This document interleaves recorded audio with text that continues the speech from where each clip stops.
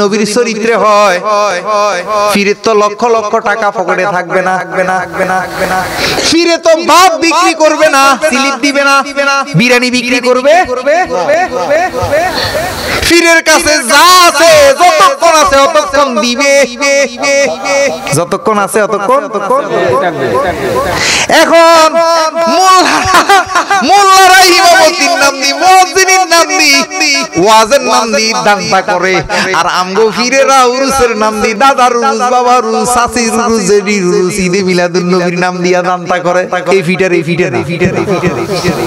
বেশ কম ওরা ওইভাবে দানটা করে আর এরা এভাবে নিয়তের নাম দিয়ে দানটা করে আমরা গেছেন বিপদ দিয়ে কইস নিয়ত করি এটা একটা দান্দা না বাবারে আখিরি জামানা সাবধান থাকতে হবে এই জন্য ও তুমি সিনিয়া মানুষের সঙ্গ লইও এই জন্য কোরআনের ৮৪ নম্বর সূরার ১৯ নম্বর আয়াতে বলে লা তাকরাবুন্না তাবাকান বাং তাবাক জোরে কোন সুবহানাল্লাহ আল্লাহ জানে রে এই ১৪৫০ বছর পরে এই ১৫০০ বছরের আগে বন্ড ফিরের আগমন ঘটবে কি ফিরের আগমন ঘটবে দুনিয়া লুবি বন্ড ফিরের আগমন ঢুকবে ফিরেদের নফস ঠিক থাকবে না মন ঠিক থাকবে না টাকা যেই বেশি দে তার জায়গা পাগল হবে তার লাগা স্পেশাল খানা ফাটাবে যার টাকা পয়সা আছে বেশি তারে সভাপতি বানাইবো পাশের চেয়ারে বসাবে আল্লাহ জানে এই জন্য আল্লাহ সূরা ইনশিরাকের ৮৪ নম্বর সূরার ১৯ নম্বর আয়াতে বলতেছে তুমি ফির তালাক দাও স্তর ফালতাও কেন মুরিদ হইতে হবে মুসলমান হইলো আরবি শব্দ মুরিদ হইলো পারসি শব্দ আর নিজেকে সফে দেওয়া হইলো বাংলা শব্দ আত্মসমর্পণ করা তাইলে আপনি বন্ড ফিরের কাছে মুরিদ হইলে ওর বন্ডামি ধরা খাইলে আবার আরেকটা যাইবেন এই দোকানে সদাই ফান নাই আরেক দোকানে যাইবেন আরেক দোকানে ফান নাই আরেক দোকানে যাইবেন যাইতে সঠিক জায়গা থেকে আসল সদাই পাবেন আল্লাহ এই জন্য আর এই প্রসঙ্গে আমাদের ফিরেরা ওয়াজ করে না কেন জানে হে বন্ড যদি সঠিক কথাটা কয় তার বক্ত কইমা যাইব কিলে তার ভক্ত তো তার বন্ডামি জানে আর সাইজের বিষয় প্লাস্টিকের দান বাক্সা দিয়ে দেয় ফিরে প্রত্যেকদিন ১ টাকা ২ টাকা রাখার জন্য নাউজুবিল্লাহ আর সাইজ লাগে ফিরে শিখা ১০০০ টাকার বাজার করলে ৫০ টাকা ফিরলে রেখে দেব নাউজুবিল্লাহ সাবধান আল্লাহ এসব পীরকে ফালতানোর জন্য ৮৪ নম্বর সূরার ১৯ নম্বর আয়াতে কয় লা তাকরাবুন্না তাবাকান আন তাবাক তুমি স্তর ফালতাও ফির ফালতাও কেন ফালতাইতে আসল জায়গা যাইয়া পৌঁছবেন ও তুমি সিনিয়া মানুষের সঙ্গ লইও যে বুঝে না প্রেমের কথা তার কাছে না যাইও রে পাগল তার কাছে না যাইও ও যে তোমার মাসুক সারে ভালোবাসে ও যে তোমার শিরা সারে ভালোবাসে তারে বুকে টানি লইও রে পাগল ও তুমি সিনিয়া মানুষের সঙ্গ ও তুমি সিনিয়া মানুষের সঙ্গ লইও যে তোমার দয়ালের ভালোবাসে না তার কাছে না যাইও রে পাগল তার কাছে না যাইও যে তোমার শিরা সারে ভালো না বাসে তার কাছে না যাইও রে পাগল তার কাছে না যাইও ওই কাফেরের কাছে যাইয়া আসে বেঈমান না হইও রে পাগল ও তুমি সিনিয়া মানুষের ও তুমি বুঝিয়া মানুষের সঙ্গ লইয়া জোরে কোন আলহামদুলিল্লাহ তাই বাবা সিনিয়া জানিয়া মুর্শিদ ধরতে হবে যেই মুর্শিদের সাথে দুনিয়াতে প্রেম করা যায় না দুনিয়াতে কথা বলা যায় না ওই মুর্শিদরে কবরে হাসরে ভাইবেন নি ওরে আরেক পীর ভাই রইছে ভিডিও কলে কথা কয় দেখা যায় না কি কলে ভিডিও কলে। তো এটা তো আমি কি কইতাম, কি সারগেমি সিস্টেম বাইরেছে। আবার এসব দেখেও দেখি কিছু মানুষ তাদের জন্য পাগল, জানে ফিরে ভাইয়ের হক মারি দিছে, বোনের হক মারি দিছে, ফিরে মামলা চালায়, কোর্টে যায়। ফিরে যে পাওয়ার নাই, যদি পাওয়ার থাকতো তাইলে তো ফিরে আর কোর্টে যাওয়া লাগতো না। এখন এডি দেখেও আমরা হেই ফিরে ভিসি ঘুরি। কিও করোনার টিকে কি আমরে এরুমে পাগল বানা লাইছে। করোনার টিকে ঢুকুনি কি আমরে একবারে সেন্সলেস হয়ে গেছে না। আর সচেতন হইছে মানুষ। আর বর্তমান গুগল আলাইহিস সালামের যুগ। গুগলে ঢুকলে আমনে আকাম কুকাম বাটপারি সিটারি সব বাইরে। হবে কি হবে না? তো এইগুলা দেখেও আপনি কেমনে এগুলা করেন? কেমনে? আরে সব বাদ দেন, ডাইরেক্ট কই নবী মরে গেছে। আর এখন এই মাজার ভাঙতে যায়, ফসি বাবার কবরে শাবাল মারছে আর রক্ত বাইর হয়। সুবহানাল্লাহ। কিও আল্লাহ কোরআনে কয় নাই আমার ওলিরা জিন্দা? তো ওরা কয় নবী মরে গেছে, নাউজুবিল্লাহ কইতেন না? নাউজুবিল্লাহ। তো এখন নেট দুনিয়াতে আমাদের বাচ্চারা দেখে না যে কি রে ওলি আল্লাহরা জিন্দা। এই যে হাজী আলীর মাজার, সাগরের মধ্যখানে চতুর্পাশে সাগর। এগুলা দেখেও তো আমরা ঈমান আনি না। আমরা এগুলো দেখে আমাদের ঈমান নাই। সাহাবাদের লাশ পাওয়া যায়, বড় আশ্চর্যের বিষয়। মা ফাতেমার রওজা এই ইয়াজিদের মুশরিরা ভাঙছে। কি এখানে আমাদের মাজারগুলো তোমাদের এমন কি ক্ষতি করছে বলো? আমরা তো তোমাদের বিরুদ্ধে না। কেন? আমরা নবীর শিক্ষায় শিক্ষিত। নবীর ইহুদি সর মারছে, নবী জিজ্ঞেস করছে বাবা তোমার হাতে ব্যথা পাইছে? আমরা সেই ধর্মের লোক। সুবহানাল্লাহ কইতেন না? বিল্লাল নবীর কাছে এক নবী গো আমার জিহ্বাটা কাইটা লাইছে। নবী মাথাটা বুকের মধ্যে লইয়া থুতু দিয়া জিহ্বাটার মধ্যে থুতু দেওয়ার পরে জিহ্বাটার রক্ত বন্ধ হইয়া গেছে। কিন্তু নবী হুকুম দেয় নাই বিল্লাল রে যা তোর জিহ্বাটা যারা কাটছে সবাই রে লইয়া যায়, তাদের জিহ্বাটা কাইটা লইয়া, এরকম কথা কইছিনি? এখন তো দেখি ইয়াজিদের শিক্ষায় শিক্ষিত হইয়া আপনি তাদেরকে কিছু কইছেন, একটু ইঙ্গিত দিছেন, তারা রাস্তাত লাডি লইয়া দাঁড়িয়ে রইছে। এটি তো তারা ইয়াজিদের শিক্ষা না। ইয়াজিদে না নামাজ পড়িয়া হুসাইনরে হত্যা করছে। তাই এটি তো দেখি ইয়াজিদের শিক্ষা। আপনার কাছে নবীর শিক্ষা কই? নবীর শিক্ষা তো মারামারি না। নবীর শিক্ষা তো একজনকে একজন ভালোবাসা, মানবতা। নবী কি দিয়ে ইসলাম প্রতিষ্ঠিত করছে? মানবতা, ভালোবাসা দিয়ে। আসুন না, আমরা তো বারবার বলি এই যে মুর্শিদপুর দরবার হামলা করছে, এর আগে ডিসি অফিসে বসে ওরা হাইরে গেছে। ও ডিসি অফিসে ওরা যায় নাই, জানে যে ওরা হাইরে যাবে। কিন্তু বুঝছে তো, এরা তো জানে। কেন? তারা তো আমরা তো কোরআনের আয়াতের নাম্বার দিয়ে বলি। তো ওরা ওই যে মাইকের আওয়াজ এখন যাচ্ছে না, এই যে ফটফট করে এই যে সানগা, আমি যে ফুরকানের সূরা ফুরকানের 25 নাম্বার সূরা 27 নাম্বার আয়াত বলছি, ওরা খুললা চাইতেছে না থাকলে তো ফটাফট চলে আসবে। ওই যে ইনশাকের 84 নাম্বার সূরা 19 নাম্বার আয়াত বলছি, ওরা কিন্তু খুললে দেখতেছে, এপসে দেখতেছে। কোন দেখে দেখে যে আরে গোলাম মঈনুদ্দিন যাহা কয় তা তো সঠিক। এখন এর লগে তো বসলে আমরা হেরে যাব, তো দরকার নাই, এর মাইক দিয়া এর কি দিয়া দাও। ওর লগে বসলে তো আমরা পারবো না, বুঝবো না। এই আপনাদের এই সিলেটের জমিনে এই হবিগঞ্জ আমার একটা মাহফিল ছিল, 80 জন মানুষ 80টা লাঠি নিয়ে আসছে আমাকে মেরে দেবে। আমি কই ভাই মারবেন তো ঠিক আছে, মারার আগে তো মানুষের একটা শেষ ইচ্ছা থাকে। তো বলেন আপনার শেষ ইচ্ছা কি? আমি আমার শেষ ইচ্ছা আপনারা কেন মারতে আসছেন সেই জিনিসটা আমাকে জানান। আমি যদি জবাব না দিতে পারি আমরা মেরে ফেলবো। এবারে একটা দেখবেন যতই খারাপ লোক হোক একজন না একজন রহমতের লোক থাকে। তা আল্লাহর কি একটা রহমত, একজন লোকে কইলো হ্যাঁ ঠিক আছে, তুমি কি জবাব দিতে কোনো না কি জন্য মারবা ওনাকে জিজ্ঞেস করো। তো ওই সময় আমার মরণকালে ডোলবাসী বের হইছে। ডোলবাসীলে প্রশ্ন করতে আমি এক হালে কইয়েছি, আমি ডোল বাজানো ছাড়া বাড়া সৃষ্টি হয়।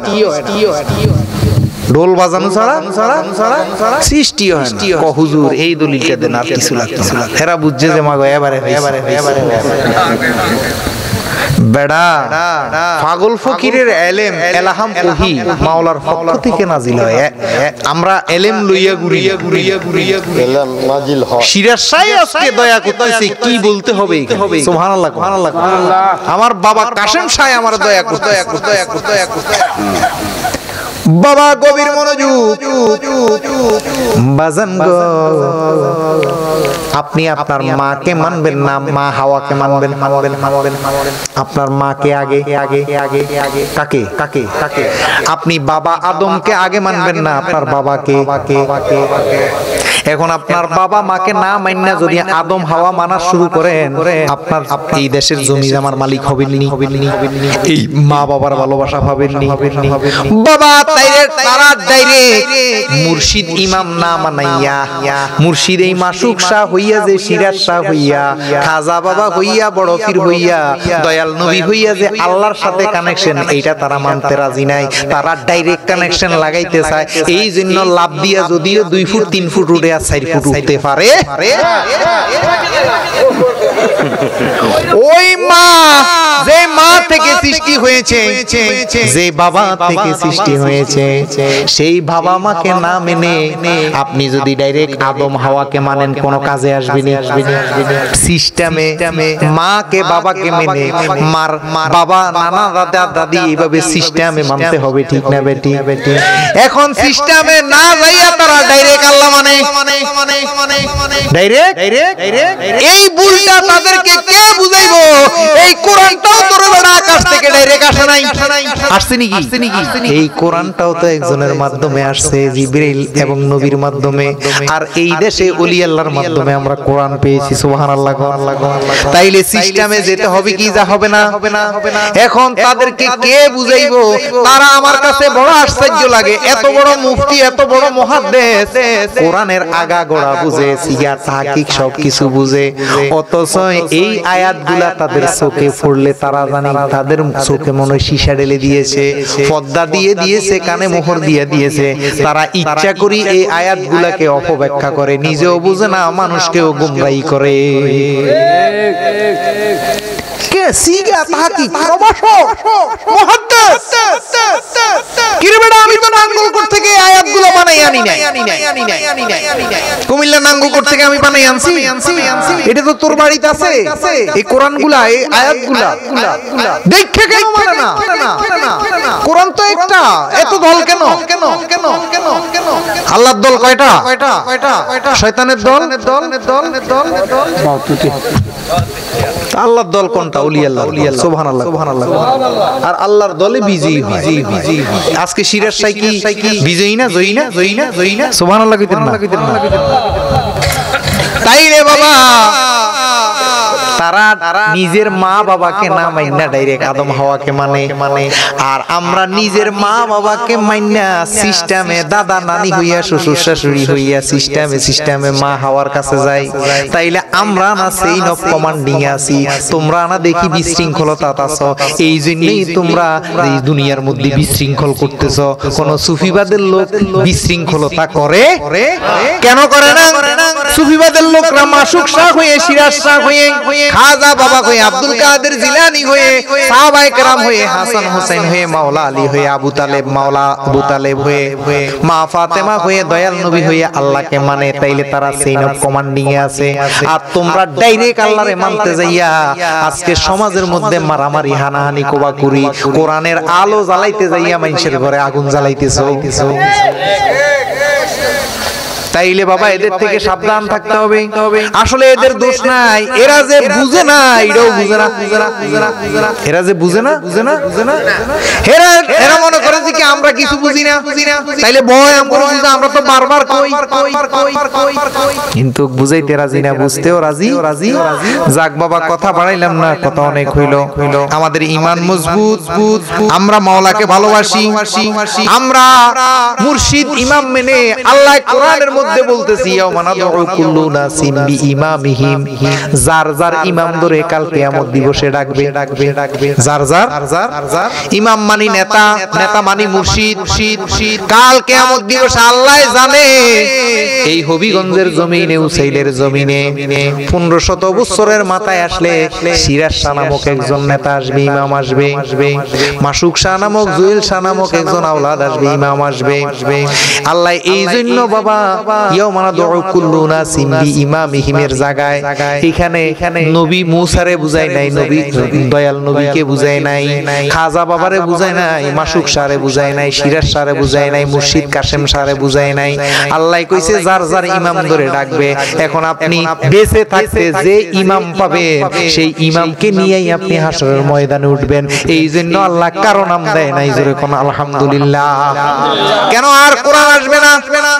যদি এখানে দিত ইয়াউমা নাদউ কুল্লু নাসিম বিইমামিহিম ইয়া রাসূলুল্লাহ মুহাম্মদ মুস্তাফা নবীর নাম দিত, তাহলে বোঝা যেত আমার নবী ধরিয়ে ডাকবে, আর মাসুক শাহর প্রয়োজন নাই, আমরা নবীর পাগল হইয়া যাই। না না, আল্লাহ জানে নবী 62 বছর পরে দুনিয়া থেকে বিদায় নিবে, আর একজন ইমাম আসবে। আল্লাহ জানে বড় পীর আব্দুল কাদের জিলানী নামক একজন ইমাম আসবে। আমার নবী ইমাম হইয়া আইসা নবীর তরিকার নাম দিছে মানবতার ধর্ম। কিসের ধর্ম? আর খাজা আব্দুল কাদের জিলানী দুনিয়াতে এসে দিছে কাদরিয়া তরিকা। কি তরিকা?